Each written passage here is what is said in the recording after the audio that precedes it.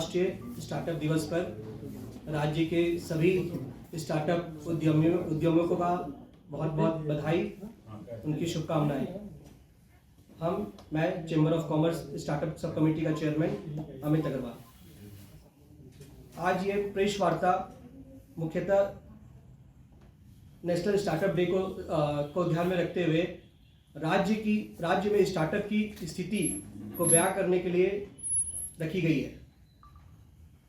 आप लोगों के माध्यम से मैं कुछ बताना चाहता हूं कि जो हमारे राज्य में स्टार्टअप की जो स्थिति है। आज आपको पता होगा कि पूरे देश में स्टार्टअप का एक लहर चली हुई है।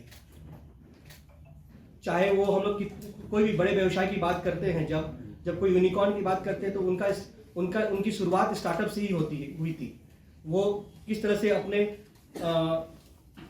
स्ट्रगल करते हुए आज बड़े बड़े कंपनियां हो, चाहे वो जोमेटो हो, चाहे वो ओयो हो, चाहे वो ब्लिंकिट हो, या किसी भी तरह की और आईटी सेक्टर में कंपनियां रखे, सब स्टार्टअप के माध्यम से ही आज इतनी बड़ी कंपनियां बनी हैं। लेकिन हमारे राज्य में क्या स्थिति है, आप लोगों को बताना चाहूँगा कि पिछली स्टार्टअप की पॉलिसी बनी थी 2016 में, जो कि 5 साल बाद लैप्स कर गई थी। उसके बाद पिछले टेन्योर के सरकार में स्टार्टअप पॉलिसी 2023 बनाई गई थी, जो आप लोग के समक्ष है। ये स्टार्टअप पॉलिसी 2023 की स्टार्टअप पॉलिसी आज तक क्रियान्वयन नहीं हुआ है इसका। पिछले 1 साल से तो हम लोग चेंबर के माध्यम से डिमांड कर रहे हैं। उससे पहले से ही सरकार के पास सारे उद्यमी जा रहे हैं कि नहीं, स्टार्टअप पॉलिसी आप लोग जो बनाई है उनको लागू करिए। किसी तरह से स्टार्टअप पॉलिसी तो बन गई थी 2023 में, लेकिन आज करीब हम 2 साल होने आ गए, इसका क्रियान्वयन अभी तक नहीं हो पाया है। जब भी बात होती है सरकार में, उनका एक ही बात होता है कि एसओपी नहीं बनी है। एसओपी बन रही है, बोर्ड में चले गई है, पास होने वाली है, जल्द ही बन जाएगी। पिछले जुलाई माह में हम लोगों ने एक बहुत बड़ा कार्यक्रम किया था स्टार्टअप कॉन्क्लेव का, जिसमें स्वयं मुख्यमंत्री बतौर मुख्य अतिथि वहाँ पे मौजूद थे। अन्य भी आईटी सेक्टर से, जो कि स्टार्टअप जिस सेक्टर में आता है, उनकी सेक्रेटरी मैडम थी, और भी बहुत आला अधिकारी लोग थे। सबों ने ये हम लोगों को आश्वासित किया था कि बहुत जल्द 1 से 2 महीने के अंदर में हम लोग पॉलिसी को लागू कर देंगे, और यहाँ के जितने भी उद्यमी हैं उनको डायरेक्ट बेनिफिट मिलेगा। लेकिन आज अफसोस के साथ ये कहना पड़ रहा है कि 7 महीना बीत गई है। हमारे तरफ से रेगुलर उनको फॉलोअप किया जा रहा है, रेगुलर उनसे डिमांड की जा रही है, लेकिन अभी तक हम लोगों को इसमें कोई सफलता नहीं मिली है। कल भी मेरी बात हुई, कल भी यही बात बोला गया कि नहीं, अब बहुत जल्दी एसओपी लागू हो जाएगा।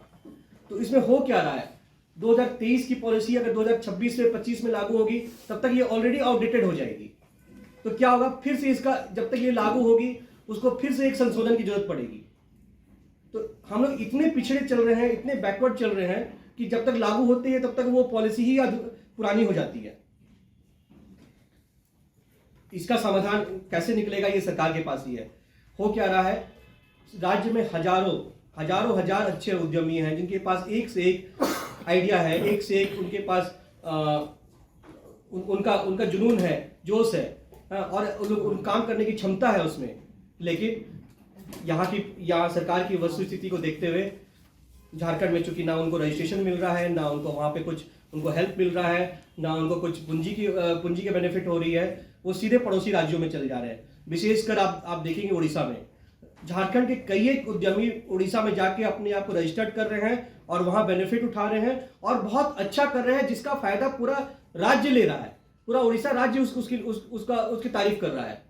और वो बंदे कहाँ के, वो बच्चे कहाँ के हैं, हमारे झारखंड के। तो झारखंड के उद्यमी जा रहे हैं उड़ीसा, झारखंड के उद्यमी जा रहे हैं बंगाल में, वहां जाके काम कर रहे हैं। तो ये कब तक चलेगा? मेरा एक ही निवेदन है आप लोगों से कि इसको सरकार से हम लोगों ने मांग रखी है कि कम से कम स्टार्टअप पॉलिसी को लागू की जाए फटाफट। चेंबर हमेशा सरकार के सहयोग देने के लिए तत्पर है। हम लोगों ने पत्राचार भी किया था कि जब भी जरूरत पड़े चेंबर हमेशा आपके साथ खड़ा रहेगा। हमारे प्रतिनिधि वहां पे जाएंगे, मिलेंगे, आपके प्रतिनिधि नियुक्त करके दिए गए हैं। लेकिन आज तक इसमें भी कोई कार्रवाई नहीं हो गई।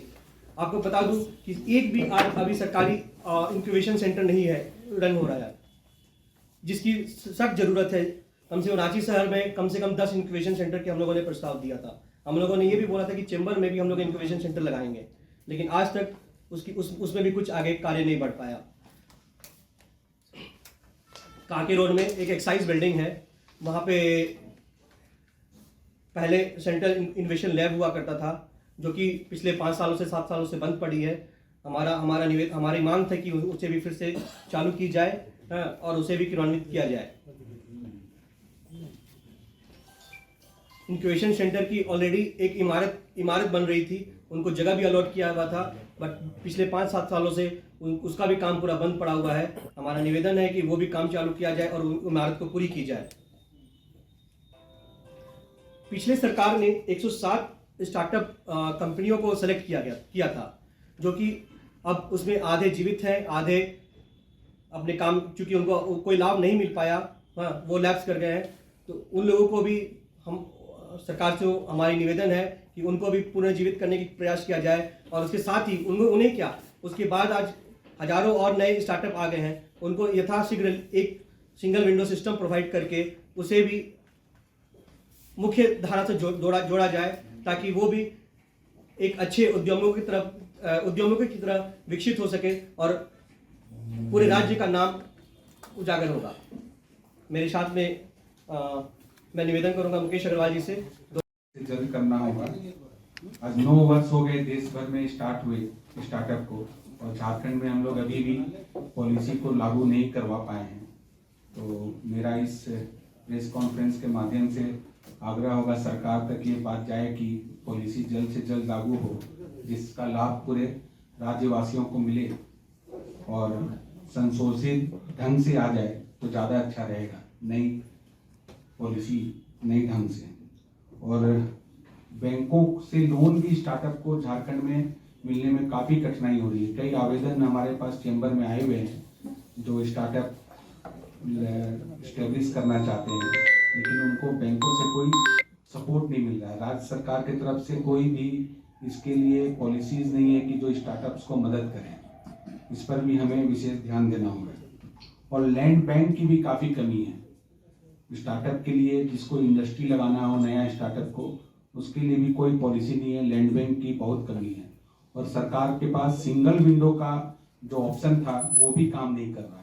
सिंगल विंडो स्टार्टअप के लिए सरकार ने बोला था चालू हो जाएगा जल्द से जल्द, लेकिन उस पर भी कोई कार्रवाई नहीं हो रही। मैं बस इस माध्यम से ये कहना चाहूँगा कि जल्द से जल्द इस पर कार्रवाई हो। नमस्कार।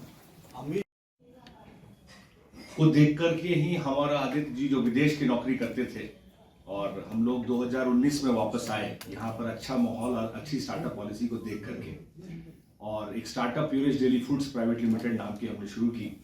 और अभी मैं FGCCI में अमित जी के साथ सब कमेटी चेयरमैन हूँ, और हम लोग यहाँ पर यही कोशिश कर रहे हैं कि स्टार्टअप्स का पुनर्विकास हो।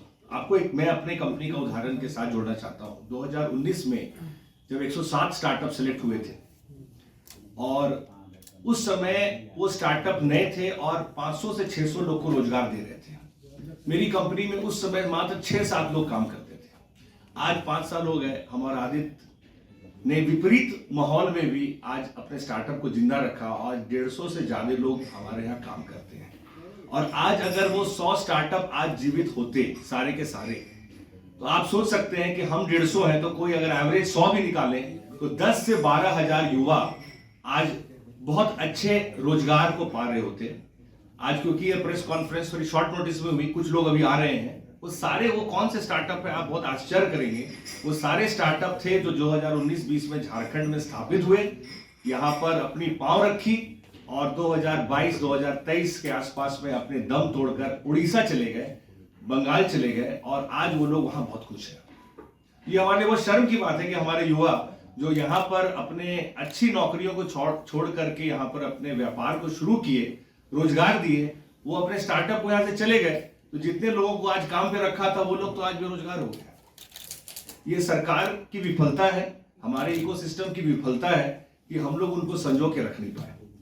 और जहां बाकी राज्य आज के रिपोर्ट में आप देखेंगे कि महाराष्ट्र नंबर 1 है, जहां पर 45,000 से ज्यादा स्टार्टअप है, और हमारे झारखंड में स्टार्टअप शायद इतने हैं जो आप उंगलियों में गिन सकते हैं। तो इतना अलग व्यवहार क्यों, जब एक ही देश है, एक ही राज्य है, एक ही राज्य में सब कुछ, और हमारी पॉलिसी बनती जा रही है। आज आप सरकार से पूछेंगे, हम लोग अक्सर लेटर के माध्यम से, ज्ञापन के माध्यम से कई प्रयास कर रहे हैं, लेकिन हर बार ये जवाब मिलता है, बस अब 15 से 20 दिन में आपको बहुत अच्छी खुशखबरी मिलने वाली है। ये 15 से 20 दिन कब आएगा, ये हम लोग 2020 से लेकर 2025 पे आज खड़े हैं। हम लोग 15 दिन के इंतजार में ही लगे हुए हैं। ऑफिसर आ रहे हैं, बदलते जा रहे हैं। कभी बोला जाता है कि नहीं आज अगले ऑफिसर आएंगे, कभी ABVL Atal Bihari innovation lab जो बना है उसके नए CEO रिक्रूट होंगे, नई व्यवस्था कायम हो गई, उनकी नई चाबी खोली जाएगी। ये सारी आई थिंक अब मुझे लगता है कि ये समय आ गया है जब हम लोग इसको एक आंदोलन के रूप में लें। और युवा, आज मैं काफी कॉलेजेस के इनोवेशन कमिटी में, आज आप जानते होंगे कि हर एक कॉलेज में एक इनोवेशन सेल हो गया है जहां पर एक स्टार्टअप को होना जरूरी है। मैं रांची के 4-5 कॉलेजों के इनोवेशन कमिटी के बोर्ड मेंबर हूं। वहां पर जब मैं युवाओं से बात करता हूं तो उनके पास आइडियाज बहुत अच्छे हैं। हम लोग सब जानते हैं कि रांची में कॉलेजेस में बहुत अच्छे विद्यार्थी पढ़ते हैं, बहुत अच्छे मार्क्स लाते हैं, बहुत अच्छे कंपटीशन में करते हैं, लेकिन उनको जब स्टार्टअप की बात आती है तो वो स्टार्टअप करने के बाद वो बोलते हैं, सर मैं तो बैंगलोर जा रहा हूँ, मैं ये जा रहा हूँ, तो मैं बाहर जा रहा हूँ। तो ये स्थिति यहाँ उत्पन्न ऐसी क्यों हुई है? ये उत्पन्न इसीलिए हुई है क्योंकि यहाँ पर ना उनको इन्वेस्टर से एक्सेस है, ना इकोसिस्टम है, ना आज सरकार की तरफ से कोई ग्रांट है, ना कोई पॉलिसी है। तो और ये वही युवा है जिनको सरकार चाहती है कि पलायन ना हो। तो ये ऐसी दोराही योजना समझ में नहीं आ रही है कि जहां पर लोग कई स्कीम लेके आ रही है सरकार, जिनका मैं नाम लूंगा, जिससे कि लोगों का भला हो, लेकिन यहाँ के लोग जब पलायन कर जाएंगे तो फिर किसका भला होगा, ये सवाल हम उठाना चाहते हैं। और हम लोग फेडरेशन के थ्रू से ये मकसद है कि हम लोग बहुत जल्द, पिछले साल हम लोग बहुत सक्सेसफुल स्टार्टअप कॉन्क्लेव का आयोजन किए थे, हम लोग फिर से करें। झारखंड में पहली बार विदेशी इन्वेस्टर्स, बाहर के इन्वेस्टर आए थे। यहाँ पर एक बिल्कुल शार्क टैंक जैसा माहौल पैदा किया गया था, कुछ स्टार्टअप्स को फंड भी मिले थे। ये एक माहौल जगाने के लिए था। और उस स्टार्टअप कॉन्क्लेव में हमारे आदरणीय मुख्यमंत्री सर भी थे और हमें ये वादा किया गया था कि बहुत जल्दी इस पर कार्रवाई की जाएगी। अब इलेक्शंस हो गए हैं, सरकार स्थापित हो गई है, अब हमारी आस है कि इस पर धरातल पे जल्दी से जल्दी इस पर काम किया जाए, अन्यथा युवाओं का जितना भी आस है वो टूटता जा रहा है। और झारखंड स्टार्टअप के मामले में आज सबसे निचले पायदान पे है, उसको जितना जल्दी हो सके उसको ऊपर लाया जाए, यही हमारा प्रयास है। बिजनेस किसी भी राज्य में ट्रेडिशनल बिजनेस एक चरम सीमा पे पहुंच चुकी है, वो चलता रहेगा, लेकिन उसके साथ साथ नए बिजनेसेस का आना जरूरी है, क्योंकि बदलते समय के साथ पुराने बिजनेसेस खत्म होते जाएंगे, नए बिजनेस उठता जाएगा। तो अभी के समय में जो झारखंड में हो रहा है कि हमारा जो ट्रेडिशनल बिजनेस है बहुत अच्छा है, चल रहा है, बहुत अच्छी बात है, फेडरेशन उसको काफी हेल्प करती है बिजनेसेस को, लेकिन जो हमारा जो स्टार्टअप बिजनेस है उस बहुत जरूरी है कि नए बिजनेसेस का इसमें स्टेट में आना चाहिए। दूसरे जगह से हम जो इंटेलेक्ट है उसको हम लोग स्टेट में लाए ताकि नए बिजनेसेस को यहाँ पे खड़ा कर पाए, ये बहुत जरूरी बात है। हम लोग ने जब स्टार्ट किया प्यूरेस डेली, हम लोग ने कम से कम 20 ऐसे युवाओं को बाहर से लाए जो कि हमारे सॉफ्टवेयर डेवलपमेंट और उन सब में हम लोग काफी काम किए। तो ऐसे बिजनेसेस को डेवलप करना ये बहुत जरूरी है और मैं मानता हूँ कि नए बिजनेसेस ही आगे जाकर के एक बड़ा उद्यम बनेगा और पुराने बिजनेसेस का एक टाइम ड्यूरेशन है जो धीरे धीरे वो खत्म होता चला जाएगा। ये आई थिंक फेडरेशन को और मीडिया के थ्रू मैं ये गवर्नमेंट को भी ये मैसेज देना चाहता हूँ कि जो नए बिजनेसेस हैं उनको हेल्प करना इतना जरूरी है।